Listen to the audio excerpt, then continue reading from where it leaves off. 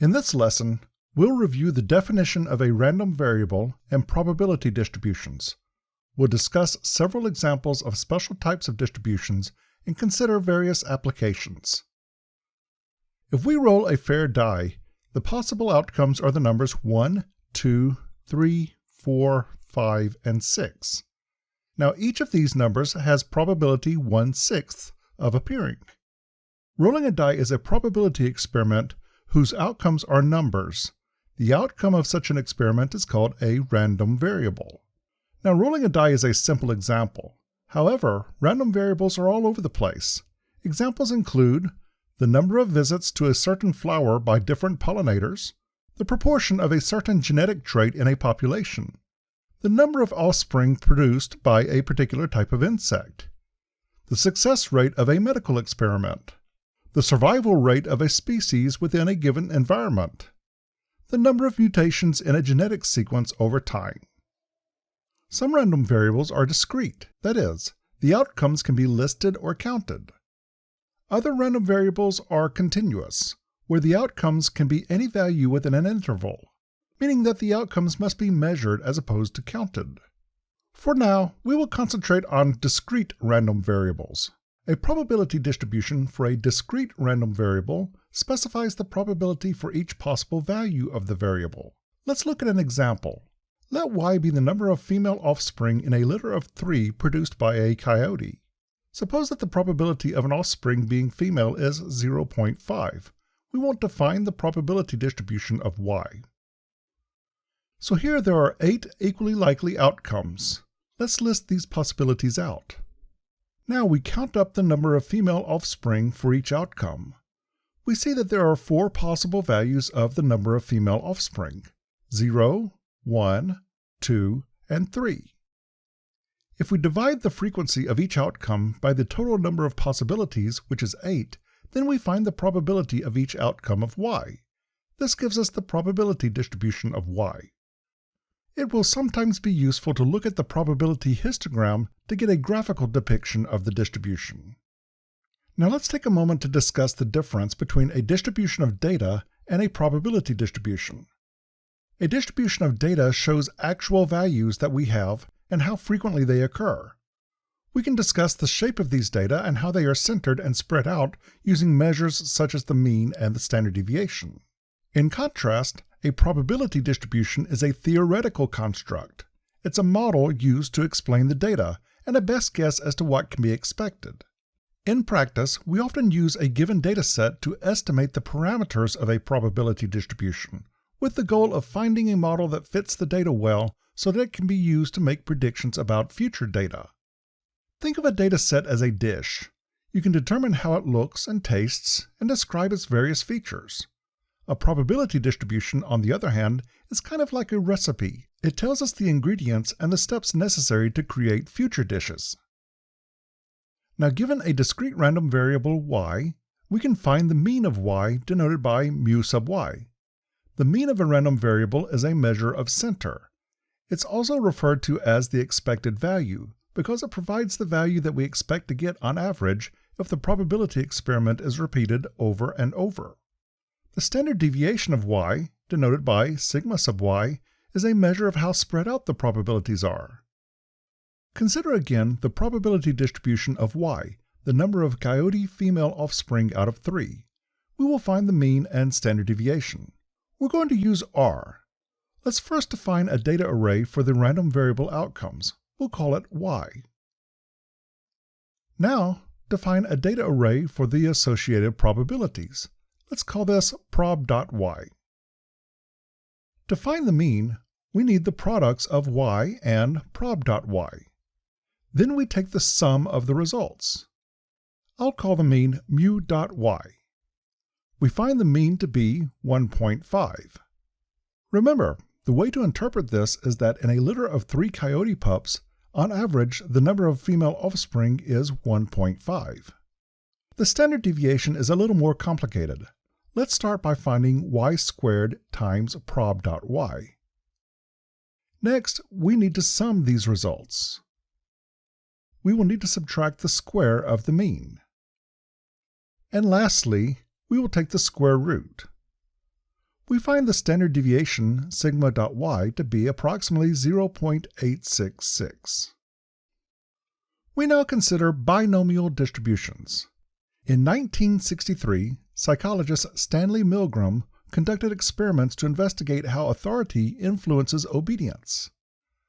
A typical experiment involved a participant receiving instructions from an authority figure to administer increasingly intense electric shocks to a stranger.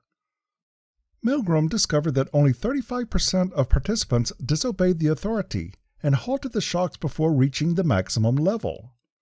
Subsequent studies have revealed that this percentage of disobedience is relatively consistent across different cultures and eras. Each person in Milgram's experiment can be thought of as a trial. If we suppose that a trial is labeled as a success if the person refuses to administer the maximum shock, then the probability of a success is p equals 0.35. The probability of a failure, administering the maximum shock, is then q equals 1 minus p, which is 0.65. The quantities n and p are called the parameters of the binomial distribution. We must know these to find various binomial probabilities. Probabilities of a binomial random variable can be found using the probability density function. However, we'll find these probabilities in R. The domain is the set of all possible values of the random variable. For a binomial random variable, the domain is y equals 0, 1, 2, 3, all the way up to n. It can be shown that the mean is mu sub y equals n times p, and the standard deviation can be shown to be sigma sub y equals the square root of n times p times 1 minus p. Often, we express a binomial random variable y using the following notation. Let's take a moment and look at the binomial distribution in the online graphing calculator Desmos. Note how the shape of the distribution changes for different values of p.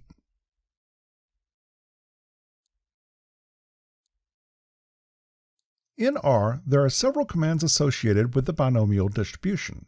The dbinom x, n, p command finds the probability of exactly x successes. The pbinom command finds the probability of x or fewer successes. The qbinom command with parameters percentile, n, p finds the trial number corresponding to the given percentile. Let's look at an example. Suppose that in one run of the Milgram experiment there were 20 participants.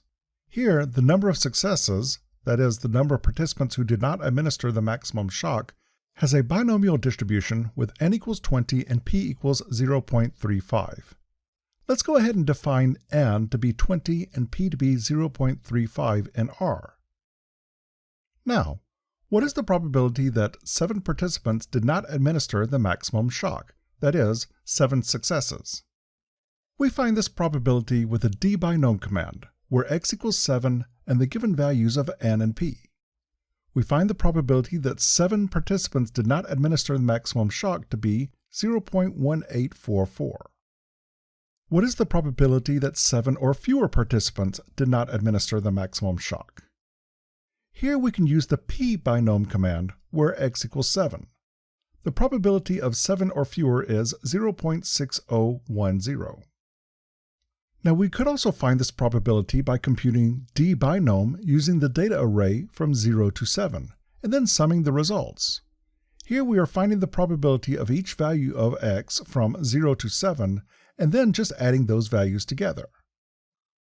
What is the cutoff of the top 20% of successes?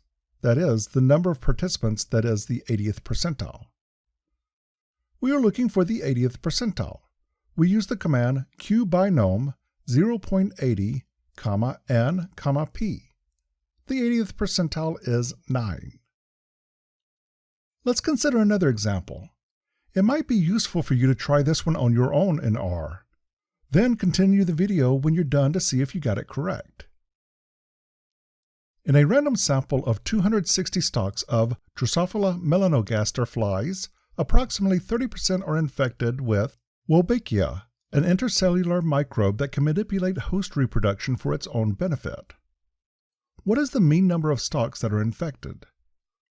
What is the probability that at least 65 stocks are infected? Okay, here we call a trial a success if it is infected with Wolbachia. The number of trials is 260 and the probability of a success is 0.30. The mean number of stocks is given by n times p, which is 78. The probability that at least 65 stocks are infected can be found by computing the exact probability for each value of x from 65 to 260, and then summing the results. We find the probability to be 0.9679. Let's move on to the geometric distribution. Consider again the Milgram experiment. Recall that approximately 35% of the participants halted the shocks before the maximum level. We have already seen that the random variable y that counts the number of successes follows a binomial distribution. Suppose now that instead of counting the number of successes, we are interested in the number of trials it takes before the first success. Another way of thinking of this is the number of failures that must happen before the first success occurs. The distribution of the random variable that counts the number of trials it takes before the first success is called a geometric distribution. The domain of a geometric distribution is y equals 0, 1, 2, 3, and so on. Note here that y can be infinite because theoretically we could have trial after trial and never get to a success. Now let's take a quick look at the general shape of a geometric distribution for various values of p. The mean of a geometric random variable is mu sub y equals 1 minus p over p, and the standard deviation is sigma sub y equals the square root of 1 minus p divided by p squared.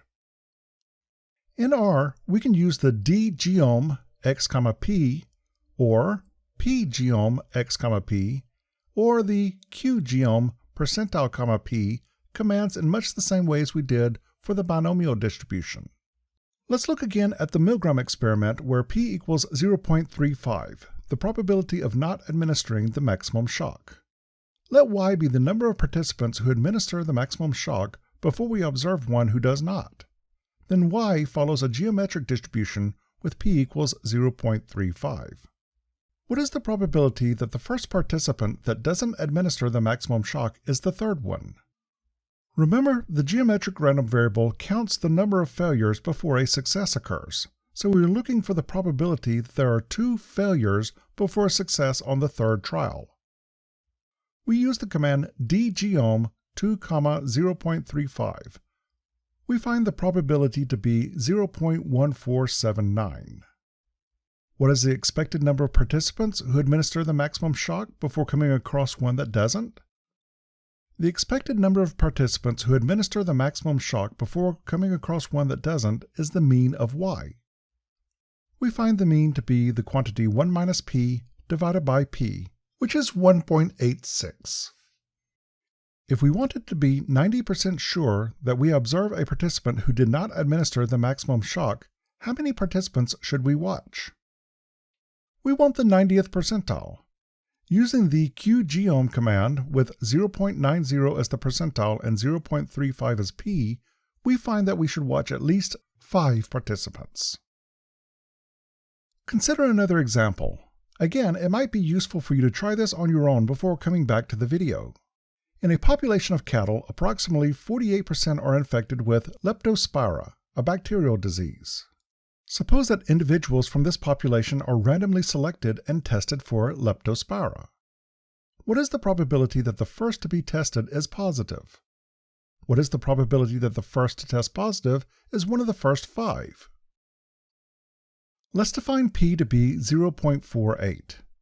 To find the probability that the first to be tested is positive, that means we want to find the probability that y equals 0.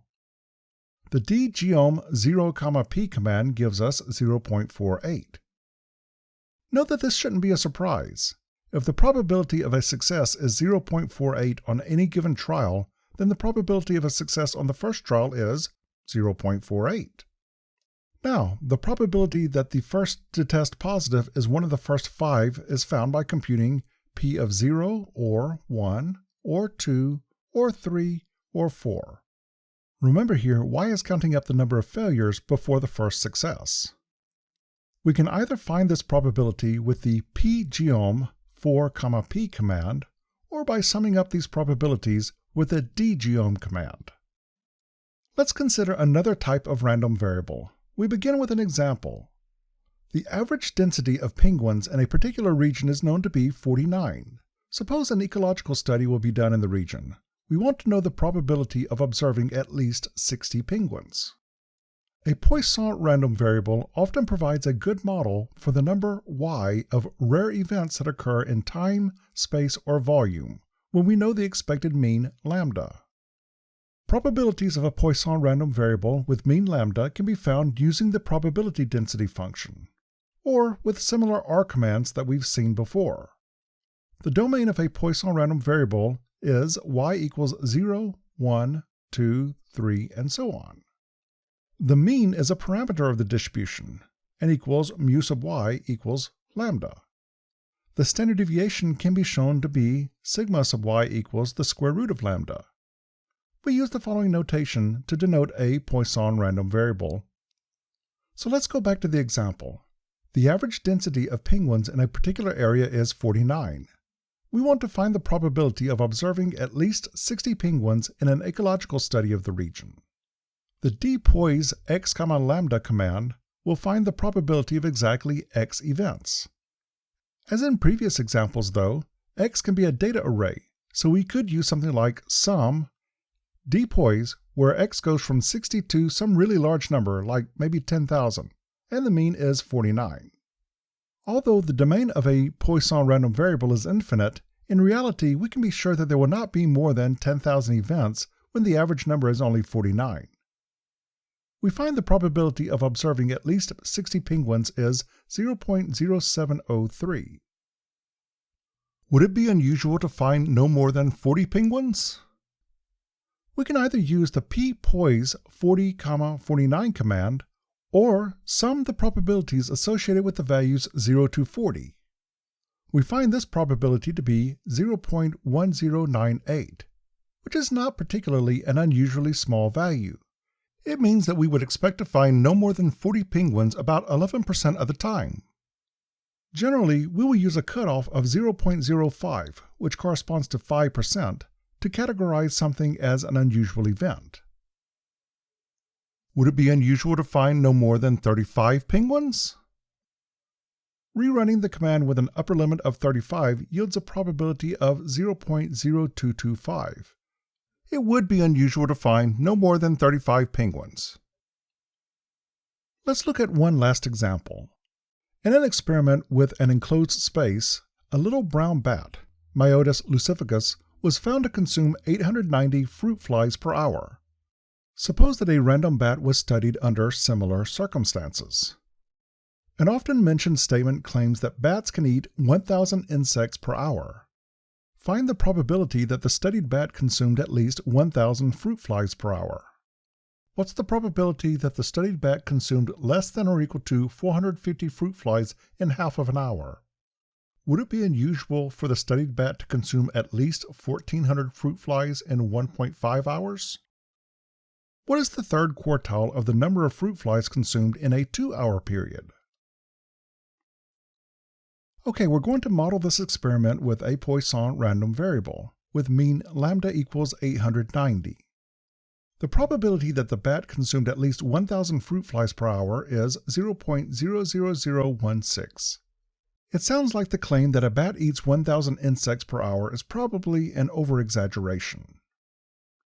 What's the probability that the studied bat consumed less than or equal to 450 fruit flies in half of an hour? Now we have to be careful here. This question asks about a probability in a half-hour period. We know that a bat eats an average of 890 fruit flies per hour, which means that it eats 890 divided by 2, which is 445 per half hour. We find the probability that the bat consumed less than or equal to 450 fruit flies in half of an hour to be 0.6057. Would it be unusual for the studied bat to consume at least 1,400 fruit flies in 1.5 hours? Again, we need to adjust the mean. 890 fruit flies per hour equates to 1.5 times 890, which is 1,335 fruit flies in an hour and a half. The probability that the bat consumes at least 1,400 fruit flies is 0.0396, which is fairly unusual. What is the third quartile of the number of fruit flies consumed in a 2-hour period? We will use the Poisson command. Be sure to adjust the mean to a 2-hour period, and recall that the third quartile is the same as the 75th percentile. We find the third quartile to be 1,808. Okay, so that wraps up this lesson.